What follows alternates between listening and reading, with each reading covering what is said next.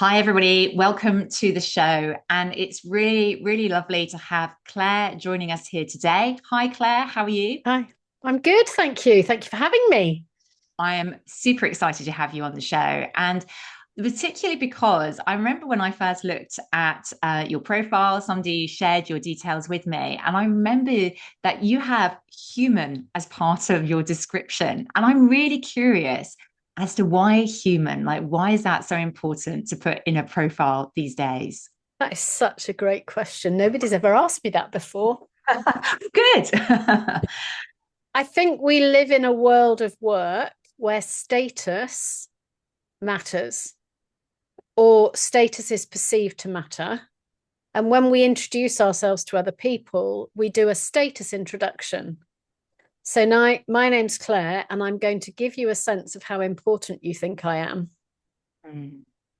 But the challenge about that is, particularly on your LinkedIn profile, is that everybody that you're talking to has a different status. So, what somebody would expect as a status introduction isn't going to work for somebody else. So, I can say a lot of things that will make you think I'm a powerful person in the industry, but actually, they're all things. Underneath, I'm just a human being. And when I put too many status things in an introduction, you give me all sorts of power that I don't deserve. Because actually, I'm a human. You're a human, Victoria. You, lovely listener, you're a human. We're just ordinary people who happen to do whatever we happen to do. So it's kind of a way to equalize. Mm. I'm just I'm just a woman. Yeah, I love that so much. And I think your point about status is really fascinating to me, particularly because I sort of also think about it from the cultural angle of people have different relationships to status Yeah. and how important that hierarchy is. But we're not in a sort of ancient world where status was about, your relationship into, I don't know, the king or the queen or the most important person of power. So why does status still matter, do you think, to us so much? Well, I think that's a really good question. Why does status still matter so much? And why do we introduce ourselves almost always with our status first? So, one of the things that for me is that being English and being white, that starts giving me status.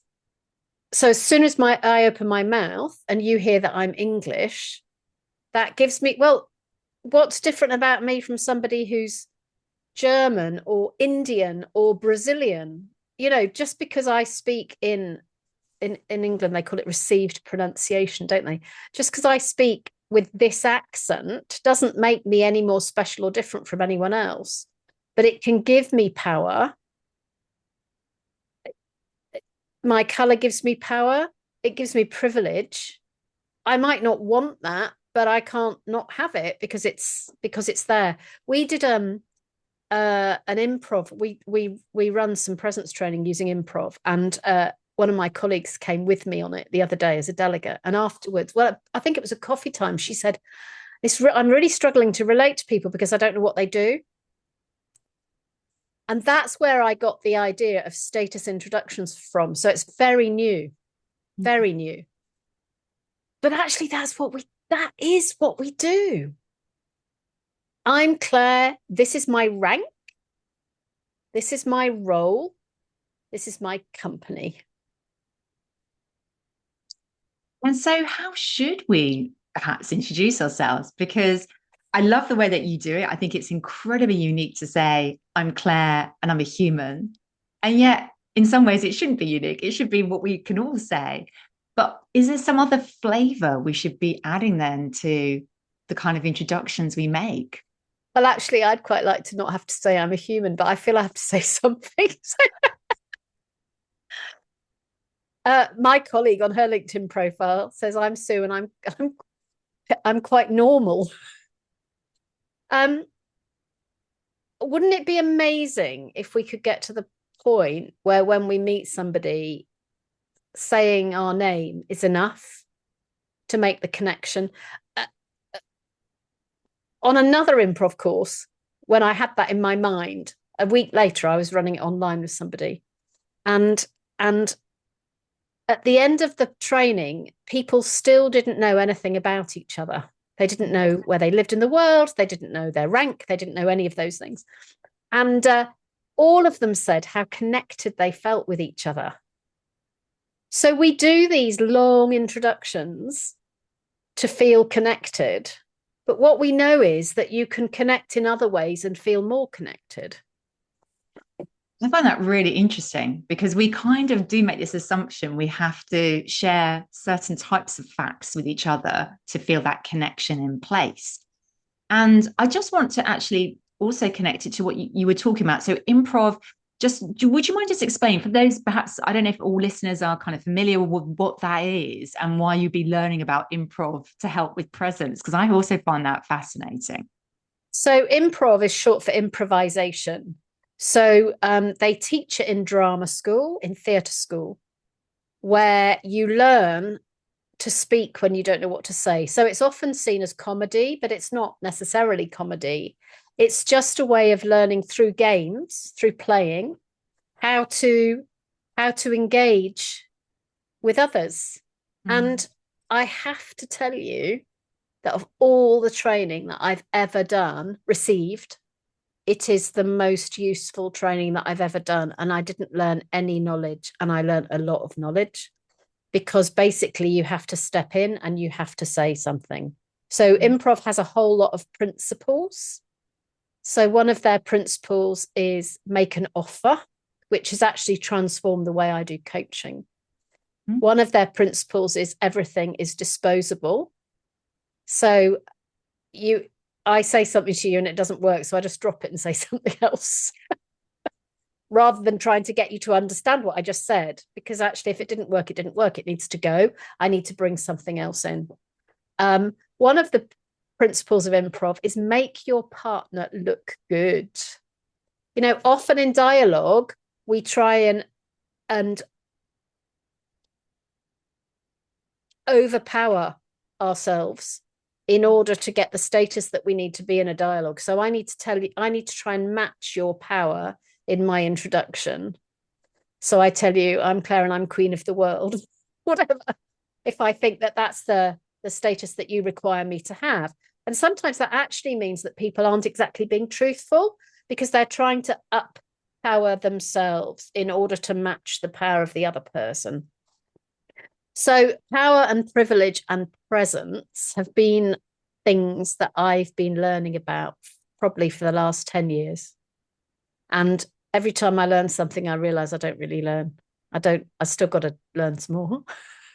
Well, it's an ongoing journey, the whole learning. And the improv thing is really fascinating to me because I've heard of somebody else, another coach, a friend who's been doing a lot of improv to help with that in the moment presence, in the moment awareness.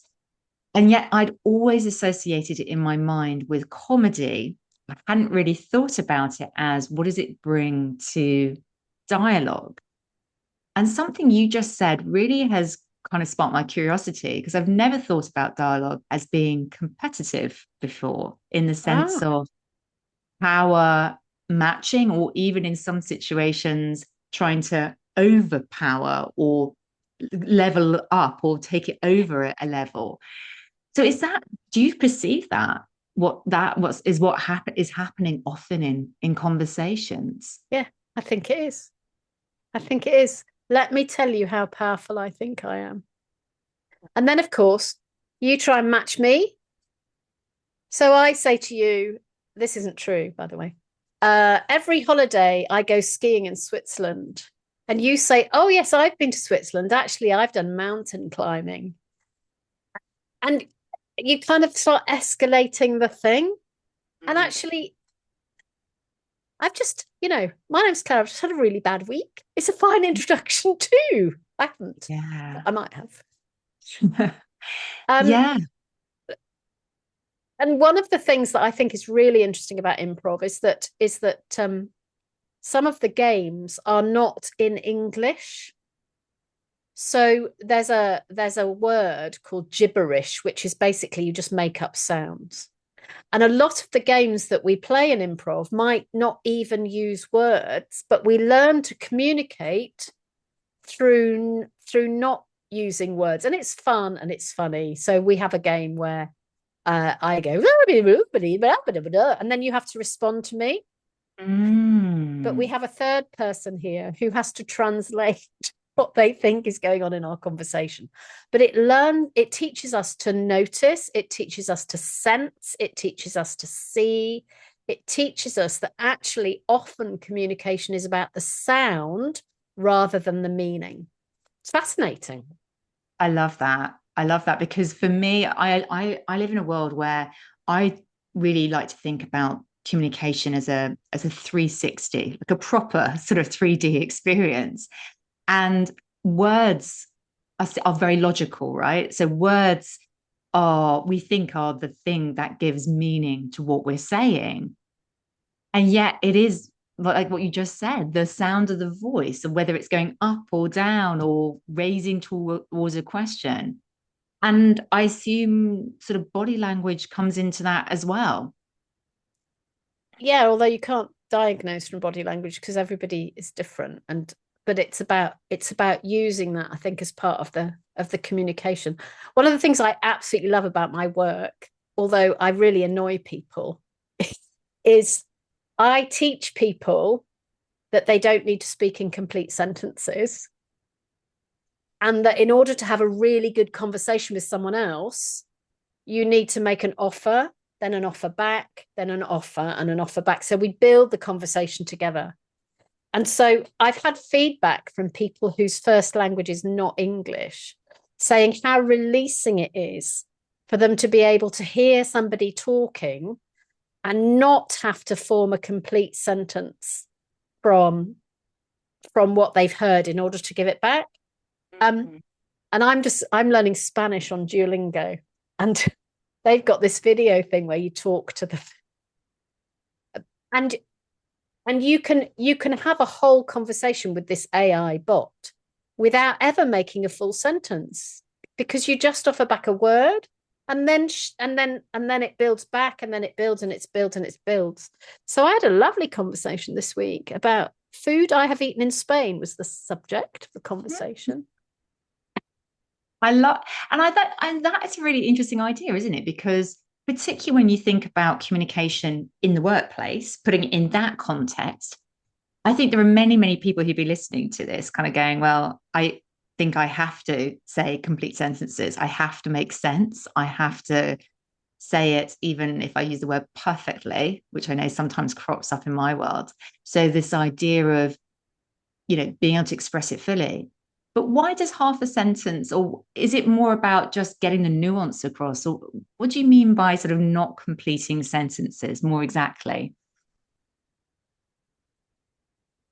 I'm trying to do it in response to what you're saying, and it's not working. But you said, is it about the nuance? So I might go, the nuance? Mm, got it. So, like the reflection. Yeah. And there was a moment where I could have done that, and then you put a question on the end of it, and then I couldn't do it anymore. But it's about the build, and we rarely need to understand all the detail in order to be able to have the conversation that we need to have. Now, clearly, there are some situations where the work that we're doing is technical and the detail is all necessary. But in most conversations, the conversation is relational about the thing, and Mm, therefore we don't need all the words. mm. Yeah, I think So, that makes a lot of sense, right? so you could have then said to me at the end of that, you could have gone the words, and then I would have Mm, built on it rather than saying, Claire, please can you explain to me what you mean by the words? Because a great conversation builds and it flows. And every time we stop and we think, what happens is we stop the flow. mm. And that can freeze the conversation and then make the conversation really tricky to have, because it's like driving down the road with the handbrake on. Whereas actually just getting it into flow can make a really big difference. So it's about flow. Yeah, I think Yeah. so. Nice Yeah. question there, Victoria. I'm learning, Claire. I'm learning as we go along. This is a learning session for me as well. And how does that work virtually? Is it the Um, same? I think it's easier virtually. So often, one of the things that happens when we're in dialogue is I need to say as much as I need to say for you to pick it up. So for those of you who are on video, Victoria just closed her eyes as I said that. So that would be the point for me to let go, because it's almost as though you've gone, yeah, I've got that. And then I leave you to build the next piece. So one of the things that I teach people is when you've offered enough and the person that you're talking to has picked it up, then you don't need to say anything else. So, with that, do you think sometimes we're in danger of saying too much, Yeah, of over responding to what others are saying to us? yeah. Because if I offer and it makes sense to you and you start thinking and picking it up and getting ready to respond, if I keep saying another 100 words after that, like I am now, by the time I stop talking, you've completely forgotten where you were and you have no way of picking that up again. And if we're not both speaking in our first language, not only have you forgotten the response you were about to make, but you are lost in trying to understand the last 100 words that I've just said. Yeah. And I know that when I talk to people, they say that's a big cognitive load. That's a lot to Huge. hold in your mind, basically, just to think about, well, I was going to go over there, but now I'm distracted by what was coming next. Yeah. Yeah. And now I can't. And people who are speaking the same first language will blank and forget. But when you're doing it in another language, then there's the normal blanking and forgetting of age or thinking style or whatever it is, plus the fact that your cognitive load is higher. Yeah. And I think one of the things that I remember, I'm told that by some people is that actually sometimes it's so much easier being in a room where nobody has English as their first language, where everybody is speaking globally. They're talking in a global English, which makes it so much easier to communicate. And I think that is a really good point, which is they are responding to each other in ways that make sense to them, that they're not having to hold too much in their mind at one point. Yeah, and sometimes I think we create a language that works for us as a community in this space that may be completely unable to be understood by anybody else. I walked the Camino in Spain 2 years ago, and uh, the language that would be spoken on different days would be different depending on who was in the room and where they were in the world. Um, and and we would find a common language, which was the language that everybody could understand. Mm. And usually it had English in it, but it also had Spanish in it. People would laugh and call it Spanglish, but it often also had other things in it that related to the to common language that some of the people in the room would have. Common language really interests me, particularly in the context of work, because I wonder how often people misunderstand or miscommunicate because actually we don't have a common language. What do you think? I think it's because we think we have a common language and we don't. Mm. For me, I think that's the issue. And I think people who are first language speakers I'm personally blaming the English right now and myself. I think because in a conversation in a multicultural situation where there are lots of languages in the room but we're all communicating in English, I'm going to think that everybody understands what I'm saying, but they're not. They won't. And if I have a regional accent, or even if I don't have a regional accent, if somebody is used to a regional accent and I don't have one, that's going to cause some interesting things. I was a teacher in Kenya years ago, and I visited where a friend of mine was teaching, and they were Scottish, and there'd been a whole series of Scottish teachers go to that local Harambe community school. And when I spoke, people didn't understand me because I didn't speak with a Scottish accent. Because they were just using, you learn to speak how you learn to speak, don't you? And you learn to listen how you learn to listen. I find that really, really that interesting, because actually that isn't something we make a lot of assumptions about what is the common language or the common accent or what is understood. So how do we establish common language? I know this sounds quite a basic question, but it feels like there's almost a question that comes before a conversation, which is, are we even talking the same language here? One of the things that I do on our international training, so all of our training is international now. When somebody uses a word, usually a noun, the name of a thing, I will often put it in the chat, because I think that I'm probably the person there who most easily understands everything that everybody's saying, because I'm only doing one leap. Yeah. So with everyone in the room, I'm doing one shift. I'm not doing several shifts. So, if somebody comes from Japan and somebody else comes from Brazil, they're doing several leaps.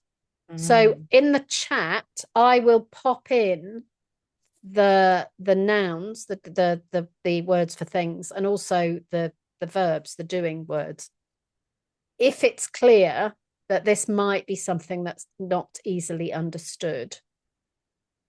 Because I don't want everybody to have to go, I don't know what that means, or to experience that they don't know what that means and they're not going to say they don't know what that means. Yeah. It takes a lot to put up your hand and say, I don't get it. I don't understand. I'm not sure. Yeah. Particularly in a situation where people, again, back to status, don't want to degrade their status in any way, right? Yeah. Yeah. Yeah. So finding ways where we can just really facilitate that. We talk about being on the same page. And actually being on the same page is a challenge for anyone in dialogue. You and I need to work to be on the same page. Yeah. But if we were speaking in Spanish, so I've been learning Spanish every day for 2 years. And I can understand quite a lot of Spanish, but I'm not very confident about speaking it back.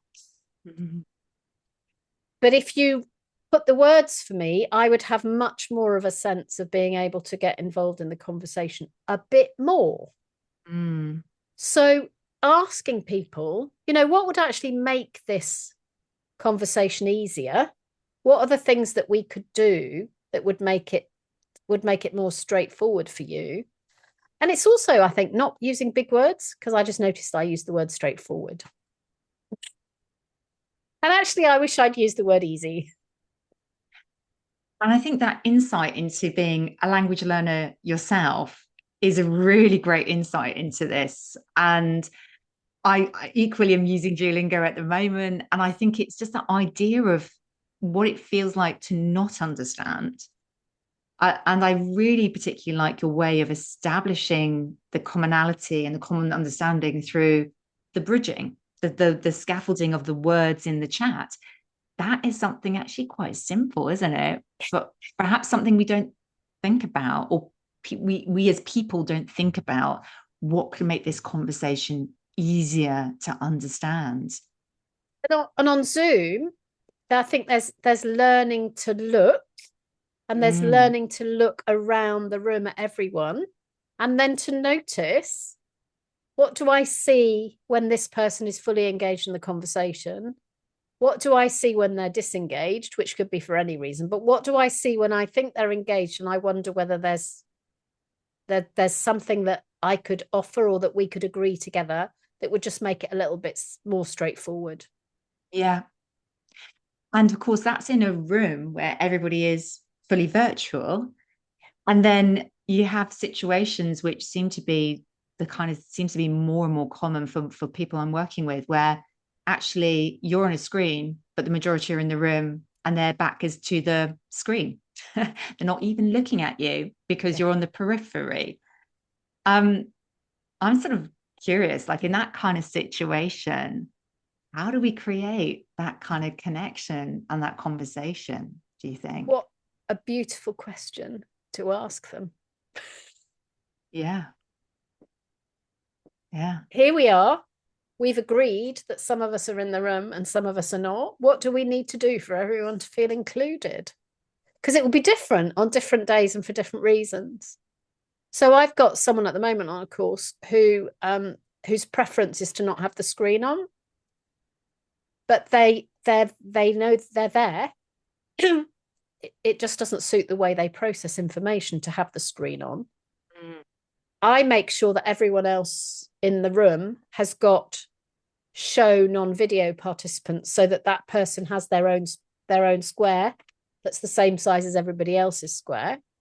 And every so often I talk to them directly because I can't get the can I talk cue because I can't see them.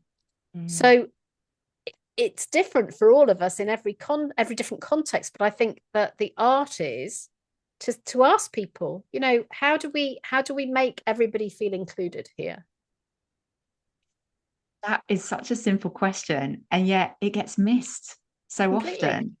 Yeah. And I think my sort of reflection when I listen to this is it sounds so obvious, and yet I feel like the pace of conversation and the pace of doing means we don't often ask that question. So is this about slowing down to speed up again, or how do you see it, Claire? I think I'm going to slightly change the subject if that's okay. Sure. So Timothy Clark has wrote the book The Four Stages of Psychological Safety, and he said that the person who's perceived to have the power has the first mover obligation to be vulnerable. So that's such an interesting thing because I think the first step is to say who's perceived to have the power here. Because I might say to you, it's not me. But in this dialogue, I have more power than you because it's about me. It's all about you, Claire. Whereas when you come on my podcast, it'll be all about you. So so there's something about, but it's your podcast, so then you've got the power there. So who has the first? So he describes it as the first mover obligation. So an invitation if you're in a room with a team, or if you're in a room with a group, or if you're online with a group, is to think about who has the first mover obligation to talk about this being safe, useful, productive, a place where I can be heard, where I can communicate.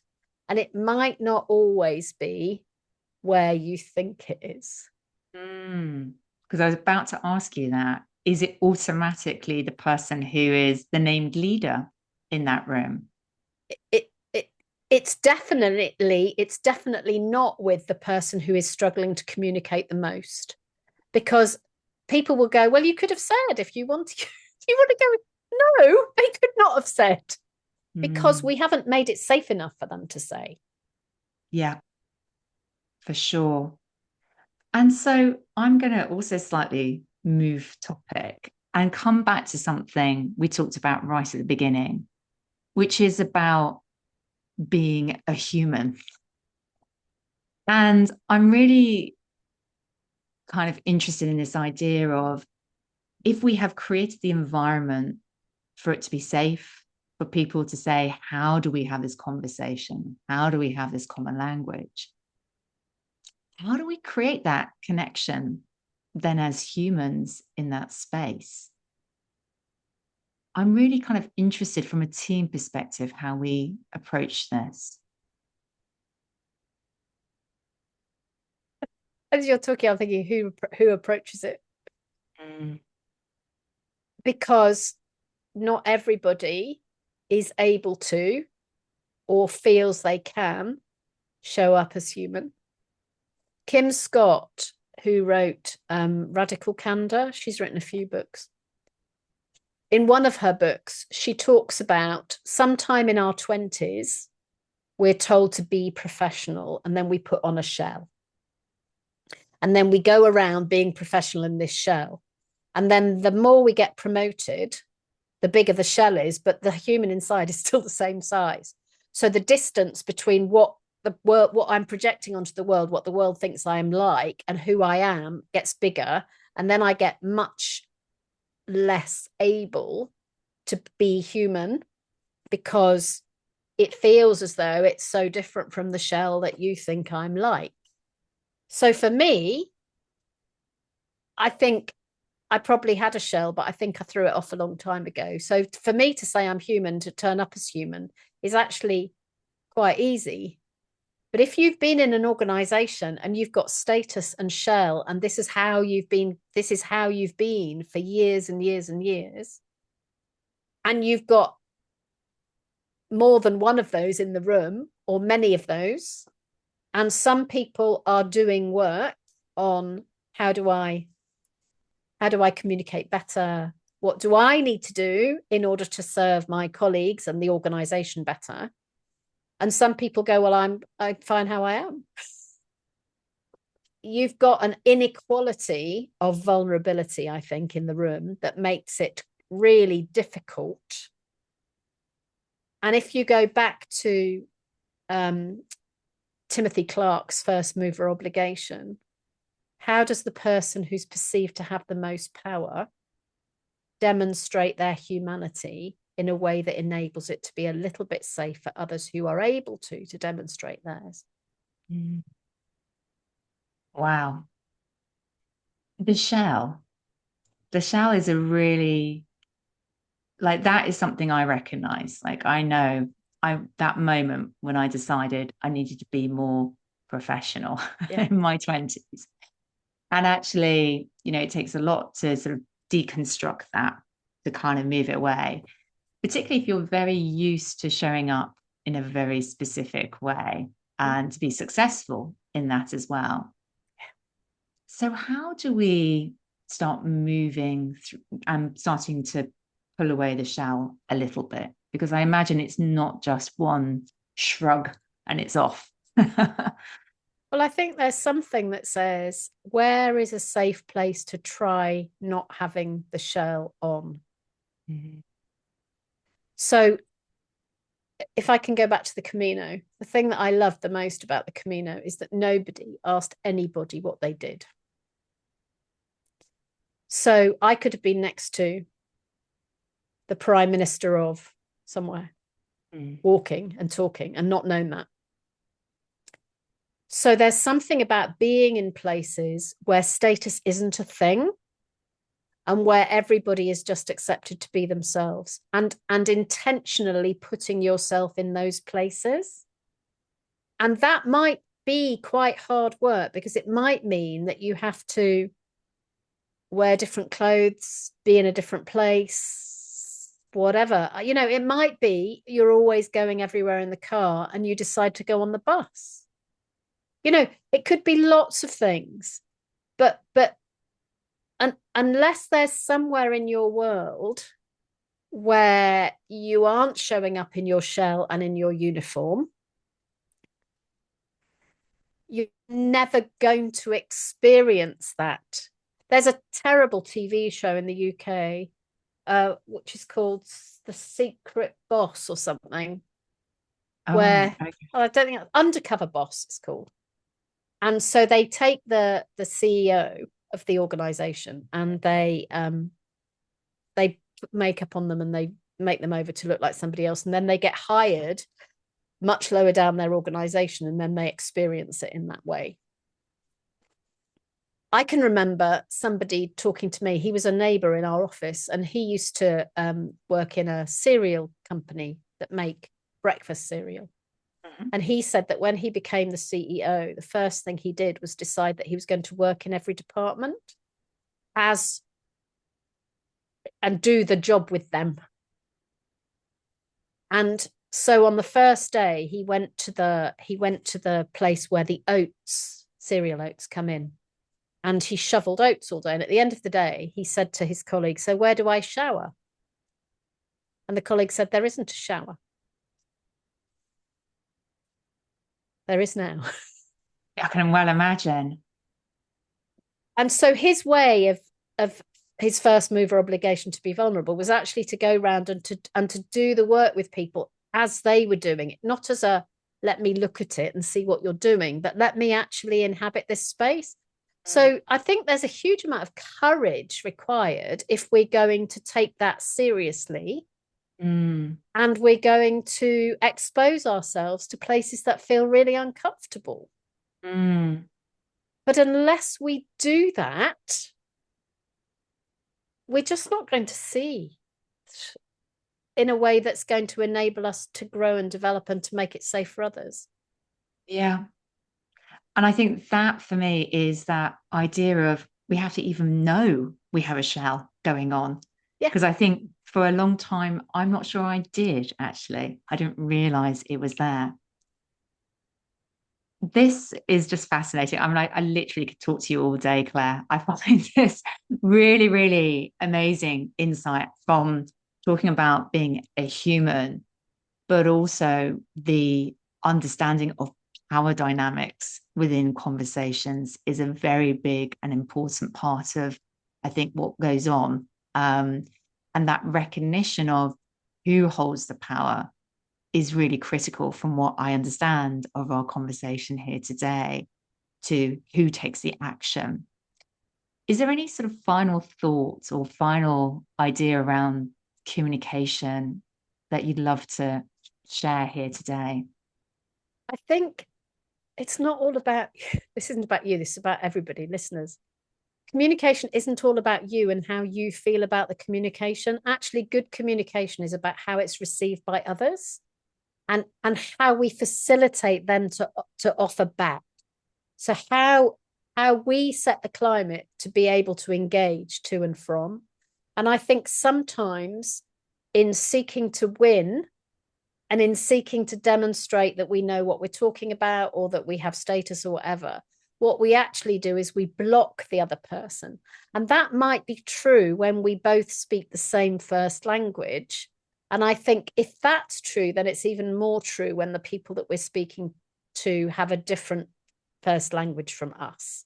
So how do we communicate? How do we offer in a way that somebody else that makes it easy for somebody else to respond? That is a fantastic last thought. The idea of offering and responding, making it easy. Thank you so much, Claire. I've greatly enjoyed this conversation. It's got my brain ticking over and thinking about things differently. And I'm sure it has done as well for everybody watching or listening. If people want to find out more, of course, we'll put all the links in the show notes. But is there anything, anywhere particular you'd like people to connect with you or talk to you about right now? LinkedIn is the place to go.